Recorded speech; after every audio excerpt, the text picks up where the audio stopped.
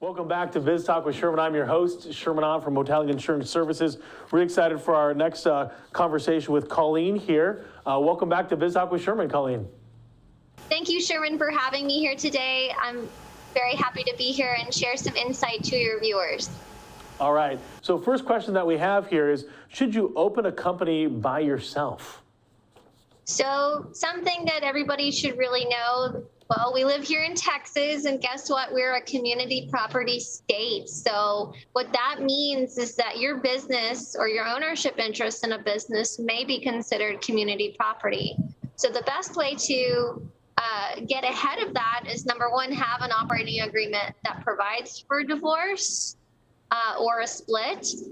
But also you can have waivers up front from your spouse indicating whether they consider themselves to be a member or whether they want to waive any kind of interest in the company. But subsequently, and also in the operating agreement, you're going to have language about appraisal as to how much is the company worth at any kind of particular time or snapshot in time. So for some divorce provisions, the spouse may only get what was initially contributed. And in other ones, they're looking at the fair market value of that company. Gotcha. So very interesting to know, though. Unfortunately, the divorce does happen in a partnership.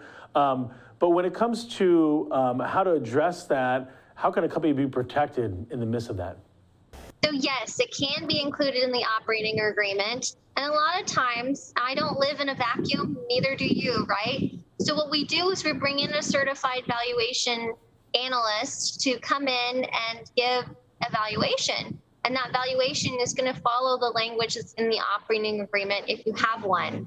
And all of these provisions can help the valuation determine what kind of discounts are they going to apply. Because if the operating agreement does not provide for any specific discounts, well, then you may be paying your spouse or someone else too much or too little. So when it comes to selling or transferring stock, can the company stay protected so that no one aside from the partners can bid on the company's stock, so kind of protect themselves? So when I first read this question or heard this question, let's just redo that.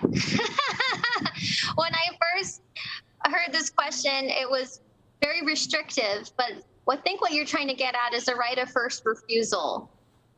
You can put in the operating agreement provisions saying that before an interest in a company is sold, that the other partners in that business can have essentially first dibs at that interest at a price that may be more attractive to them. I have seen it where they have a fixed price built into the operating agreement or a fixed formula. And if they don't have any kind of formula, then of course the exiting seller is going to want a fair market value for their interest. Colleen, thanks again for coming back on the show. If folks have any further up questions and they want to reach out to you and your team, how can they get in touch with you guys? Thank you, Sherman, for the time today. If any of your listeners or watchers want to contact me, my information is below here. My main number is 713-300-9662, and my email address is cmigl@qmclaw.com. All right, there is. Thanks again, Colleen. We're going to hit a quick commercial break and come back with Roland Parker.